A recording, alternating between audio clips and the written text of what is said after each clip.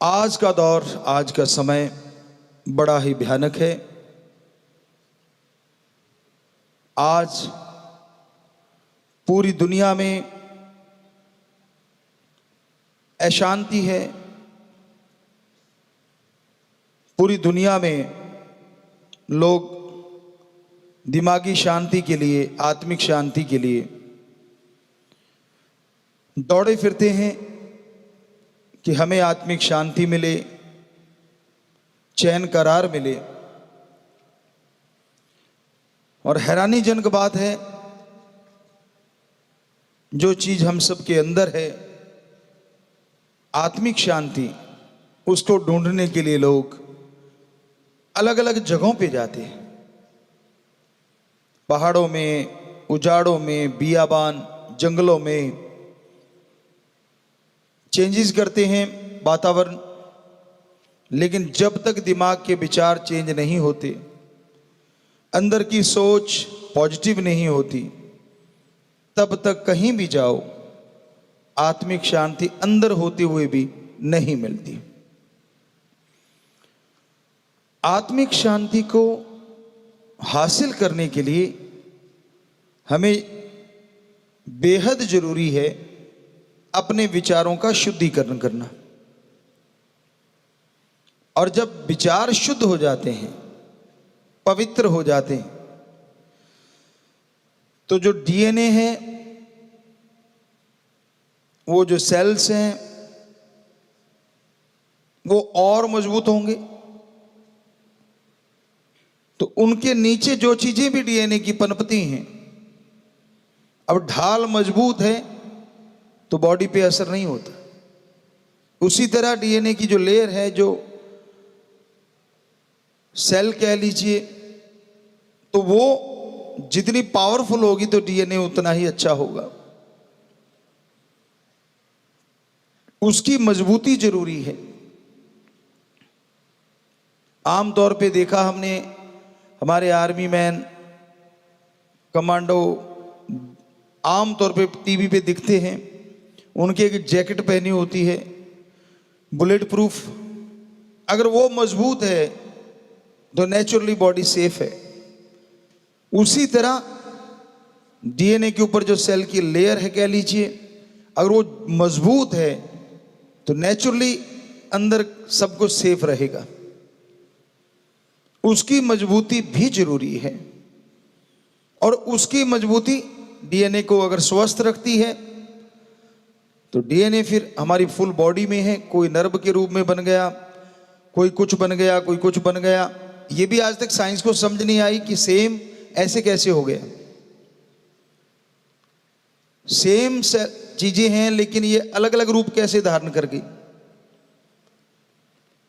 तो ये गुरुमंत्र, method of meditation, ध्यान में जब जाया जाता है, अगर आपकी रुचि इन्हीं चीजों में है तो यकीन मानो आप इसी को लेके ध्यान में बैठ जाओ तो जरूर आपके अंदर नए नए स्रोत खुलेंगे, जिससे आप इसमें तरक्की करेंगे और समाज का भला कर सकते हैं।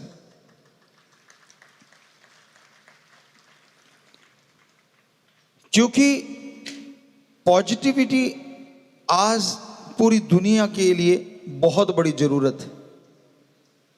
नेगेटिविटी चारों तरफ, आदमी के दिमाग में, सोच में जब नेगेटिविटी चलती है तो वो किसी को पॉजिटिव नहीं कर सकता। कहते हैं ना, जैसा खुद का तराजू होता है, सामने वालों को उसी में तोलता है। आदमी के खुद के विचार अगर भ्रष्ट हैं, विचार गिरे हुए हैं, तो सामने वाले को कभी नहीं मानेगा कि वो शुद्ध हो सकता है।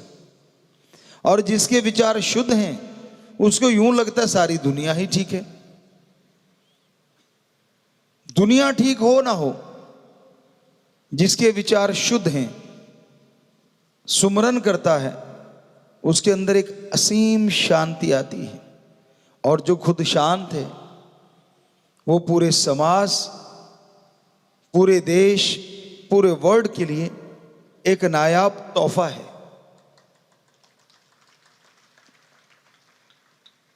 आप अच्छे लोगों की सोहबत करेंगे, ऐसे लोगों की सोहबत करेंगे तो पॉजिटिव रेज आपकी तरफ आएंगी, वो तरंगें आपकी तरफ आएंगी। आपकी शुद्ध भावना है किसी संत पीर फकीर के पास जाओ, यकीन मानो आपको फील होगा, महसूस होगा कि आप एक ऐसे दायरे में जा रहे हैं, यहां पॉजिटिविटी है, यहां एनर्जी है, यहां शक्ति है, और वो शक्ति ही बताती है कि हां ये संत, ये फकीर एक उससे जुड़ा हुआ है जो शक्ति का स्रोत है। बात है सामने वाले के विचारों की, कैसी सोच लेके आता है। ओपन माइंड से आइए, खुले दिमाग से। आप खुले दिमाग से आएंगे, नैरो माइंडेड ना बनो, तंग दिल ना बनो, खुले दिमाग से आओ। यकीन मानो आप असीम शांति का स्रोत जो आपके अंदर बह रहा है, संतों की सत्संग में आके उससे जरूर जुड़ जाओगे। इसलिए तो बार बार कहते कि सत्संग में आओ जी। उसका कारण ही ये है, जब आप दुनियादारी में रहते हैं, समाज में रहते हैं, तो चारों तरफ बुराई का बोलबाला, चारों तरफ नशा, चारों तरफ खान पान में गंदगी, सुनने में गंदगी, देखने में गंदगी। कैसे बचाओगे अपने आप को? तो सत्संग में आओ, एक ऐसी लेयर, या दूसरे शब्दों में वही जो अभी बताया कि हमारे जवान जब कहीं ऐसा आतंकवादियों से, या देखा है खबरों में, मुकाबला होता है तो वो जैकेट पहने होते हैं, बुलेट प्रूफ जरूरी होता है। तो उसी तरह सत्संग में आओ और रूहानियत की एक ऐसी जैकेट पहन जाओ ताकि समाज की बुराइयां आपके आत्मा को भेद ना पाए, आपके दिमाग में छेद कर ना पाए। सत्संग में आने से आदमी के विचार शुद्ध होते हैं। खुले दिल से सुनो, अपने विचार छोड़ दो। आप किन विचारों के स्वामी हैं वो तो संतों को पता चल ही जाता है। अहंकार त्याग के बैठो, कहीं भी जाओ, या संत महापुरुषों की, हमारे सभी धर्मों के महापुरुषों की पवित्र वाणी चल रही हो, या कोई संत बात कह रहे हो, ध्यान से सुनिए। आपको पता चल जाएगा कि कितनी एनर्जी होती है वहां, पॉजिटिव एनर्जी, कितना आनंद आता है।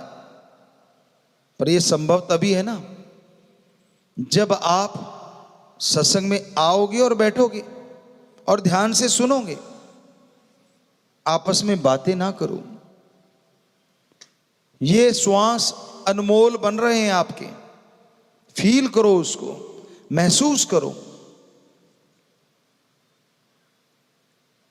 श्वास तो हम सारा समय ही लेते रहते हैं, इसके बिना तो गाड़ी चलती नहीं। लेकिन जब सत्संग में बैठते हो, वो श्वास महक जाते हैं, वो श्वास परम पिता परमात्मा के चरण कमलों में जाके टकराते हैं, और जब वापस आते हैं तो आपकी आत्मा को शक्ति देते हैं। ये महसूस करने की बात है। जब आप एकाग्रचित होकर बैठोगे, जब आप बाकी के विचारों को छोड़ के बैठोगे, तभी तो कनेक्शन जुड़ेगा। अब वो प्लग में शू डालते हो, तारें डालते हो, आप जरा सी दूर रह जाए तो काम नहीं करती। अच्छे से लग जाए, प्लग इन हो जाए तो लाइट जलती है, इंस्ट्रूमेंट ये जितने भी बच्चे बजा रहे हैं ये चलते हैं। अगर लूज हो जाए तो कनेक्शन कट जाता है। उसी तरह जब सत्संग में बैठो, ओम परमपिता परमात्मा उस दाता के चरणों में ख्याल जमा के बैठो। आंखें खुली है तो क्या हो गया, ध्यान तो वहां लगाइए, सिक्स सेंस को कंट्रोल करके उसी में लगाइए, यानी एकाग्र चित्त होके सुनिए। तो यकीन मानो जब सत्संग से उठोगे अपने आप को फूलों की तरह हल्का महसूस करोगे। गम दुख चिंताएं हो सकता है सत्संग में ही छूट जाएं। और ये कोई छोटी बात नहीं होती। यहां जो बुजुर्ग बैठे उनसे पूछो, जिंदगी का तजुर्बा है जिनको ज्यादा, इसलिए कह रहे हैं। कितने मरहले कितने पल आए होंगे उनकी जिंदगी में, उनकी लाइफ में, जिसमें वो पता नहीं कितने बार मरे होंगे, कितने बार जिए होंगे, कितना स्ट्रगल किया है होगा। उनको मालूम है गम दुख दर्द चिंता टेंशन क्या होती है। या वो बच्चे जो ड्रग से जुड़ गए, नशे से जुड़ गए, हर सवेर उनके लिए एक दर्दनाक होती है। खास करके जो गरीब घर से हैं, मजबूर हो जाते हैं, नशे के गुलाम हो जाते हैं। माँ बाप दिहाड़ी मजदूरी करके लाते हैं, उतना ही पैसा होता है या खुद भी करता है कुछ, तो उतना ही खान पान घर में आ सके। अब उसमें से नशे के लिए भी पैसा निकालना है, नहीं निकालते तो शरीर टूटता है, दर्द होता है। तो कितनी बेचैनी होती है उन बच्चों को, कितने तड़पते हैं बेचारे। ठीक है, गलती उनसे हो गई, जवानी की नादानी, या कह लीजिए बचपन की भोलापन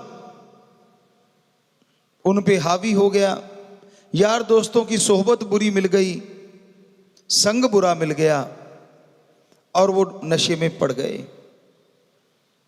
पर ये तो कोई उनसे पूछे कितना दर्द होता है उनके, क्योंकि मेंटलिटी बन गई है ऐसी कि ये नहीं लूंगा तो दर्द होगा, ये नहीं लूंगा तो शरीर टूटेगा, नशा नहीं करूंगा तो मैं मर भी सकता हूं।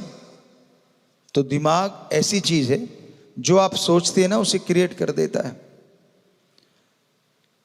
एक बात पहले भी आपको बताई थी कि कहीं पे कोई रिसर्च किया गया कि कई देशों में ऐसा है वहां इच्छा मृत्यु मिल जाती है। मान लीजिए कोई भयानक बीमारी हो गई तो वो कोर्ट में कानूनन जाते हैं और वो इच्छा मृत्यु उनके लिए कह दी जाती है, या कानून पास हो जाता है कि ठीक है भाई तू इच्छा मृत्यु का हकदार है। कोई ऐसी भयानक बीमारी होगी, रोज तड़फ रहा है, तो वो चाहता है कि मैं अपनी मर्जी से मरना चाहता हूं, तो उसको परमिशन मिल जाती है। तो ऐसे किसी इंसान को कहते हैं परमिशन मिल गई। तो डॉक्टरों ने कहा तू मरने जा रहा है, साइंटिस्ट कहने लगे तू तो मरने जा रहा है, तो हम एक प्रयोग करना चाहते हैं। कहने लगे क्या? कहते ये कोबरा है, एक सांप दिखाया, बजाय इंजेक्शन लेने के क्यों ना इससे आपको डसवा दें, आप मरोगे भी और हम रिसर्च कर लेंगे, हमें पूरा पता चलेगा कि इसका जहर कैसे कैसे असर करता है और समाज के लिए आप जाते जाते कुछ भला कर जाओगे। तो वो मान गया। कहते तेरी आंखों पे पट्टी बांध देते हैं क्योंकि सांप को काटता देख के तू और ज्यादा डरेगा। कहने लगा ठीक है कोई बात नहीं, बांध दो। कहते उसकी आंखों पे पट्टी बांध दी। वो जो जहर का इंजेक्शन या जैसे भी मौत देते थे उसकी बजाय कहते सांप से कटवाएंगे। तो उन्होंने क्या किया, एक निडल ली, इंजेक्शन जो लगता है सुई, वो निडल ली और उसके कहीं पे 2 बार ऐसे मारी। कुछ ही देर में उसकी मौत हो गई। सिंपल निडल जिसमें कुछ नहीं था, ना जहर ना कुछ और। हैरानी तब हुई जब उसका पूरा चेकअप किया गया, पूरी बॉडी का, पूरे शरीर का, कि उसके शरीर में ना तो कोई दिमाग फेल हुआ ना हार्ट अटैक हुआ, बल्कि 2 कोबरा का पॉइजन मिला। हैरानीजनक बात, सांप ने काटा ही नहीं। वो एक निडल थी जो खाली थी, एक सुई थी जो कुछ नहीं था उसमें। तो हमारे दिमाग ने या ये कह लीजिए डीएनए ने या जो भी है, इतना क्रिएट कर दिया कि पॉइजन अंदर बन गया और आदमी उस पॉइजन से मरा। कितनी हैरानीजनक बात है। तो आप हमसे लिखवा लो, पर ये हकीकत है कि आप जो सोच लेते हो आपका दिमाग वो ही क्रिएट कर देता है। बूढ़े हो गए तो 40 साल के बूढ़े, नहीं हुए नहीं, कुछ नहीं हुआ, ऐसी कोई बात ही नहीं है। तो यहां 90 साल के भी जवान होते हैं। एक्सरसाइज तो करनी होगी ना, सोच के साथ एक्सरसाइज भी जरूरी है, वरना मसल डेड हो जाएंगे, मसल आपके कमजोर हो जाएंगे। तो एक्सरसाइज करते रहो, सोच पॉजिटिव रखो, तो जिंदगी में बहारें आएंगी। बैठे बैठे सोच लो तो नहीं मैं तो गया, जरा सा सिर दर्द, ओ मर गया। अरे क्या है, सिर दर्द हुआ, जरा सा गर्म सर्द होगा, थोड़ा इधर उधर हो गया होगा, क्या खास बात है, मत लो दवाई, अपने आप को कंट्रोल है, कुछ नहीं है तो कुछ नहीं है। चारपाई पे लेट के मर गया, आय हाय। तो जो बच्चे बाहर ही नहीं निकलते नेचुरली, ज्यादा उनके साथ हो जाता है। जो सारा दिन फोन से चिपके रहना, कंप्यूटर पे लगे रहना, कईयों का मजबूरी है, नौकरी है, माने बात, लेकिन ऐसा टाइम निकालो सुबह शाम एक्सरसाइज करो, ताकि बाकी मसल अगर पावरफुल होंगे, स्पोर्टिंग मसल होते हैं, हर गेम के लिए स्पोर्टिंग मसल होते हैं। हमेशा हम कहा करते थे बहुत पहले से, और आज तो ये प्रूव भी हो गया है विज्ञान के द्वारा कि हाँ, तो उसी तरह अगर आपका शरीर तंदुरुस्त रहता है, मसल आपके टोन रहते हैं, यानी मसल वर्क करते रहते हैं, तो दिमाग को और शांति आएगी, क्योंकि ये थोड़ा फ्री हो लिया। उदाहरण के तौर पे कोई भी गेम ले लो आप, चलो बैडमिंटन ले लो, आप बैडमिंटन खेल रहे हैं, अच्छे प्लेयर हैं, ठीक ठीक प्लेयर हैं, जैसे भी हैं, लेकिन जब आप खेलते हैं आपकी दुनिया क्या होती है, एक रैकेट और एक शटल और वो ग्राउंड, सारी दुनिया से कट जाते हैं उस समय। ये एक तरह का अलग तरह का मेडिटेशन ही है, क्योंकि उस समय आपका ध्यान फोकस होता है शटल पे, रैकेट पे और ग्राउंड पे। बाकी कहां क्या टेंशन परेशानी सब दूर हो जाती है उन क्षणों के लिए, उन पलों के लिए। तो जरा सोचिए, अगर गेम एक ऐसा मेडिटेशन है, जितनी देर खेलते हो उतनी देर आप टेंशनों से परेशानियों से दूर हो जाते हो, तो सत्संग तो एक ऐसा जबरदस्त गेम है, जब आके बैठोगे और सुन लोगे तो यकीन मानो जन्मों जन्मों के जो आपकी टेंशनें परेशानियां वो दूर हो जाएंगी। ये हमारा अनुभव है। बेपरवाह जी की रहमत से 30-32 गेम खेल लेते, नेशनल स्टाइल के, स्टेट लेवल तक खेले, उनमें मेडल बहुत लिए। मेडल नहीं, तब प्लेट होती थी स्टील की, जिस पे लिखा होता था पहले नंबर पे आया। तो पुराने टाइम के 78, या हम बहुत छोटे से थे 11-12 साल के, तो उस समय की बातें हैं, ये 80 की होंगी। टूर्नामेंट हुआ था स्टेट लेवल का, तो उसमें थकावट नाम की चीज तो हमने सरसा में आके सुनी, या कई सज्जनों ने कहा मैं तो थक गया।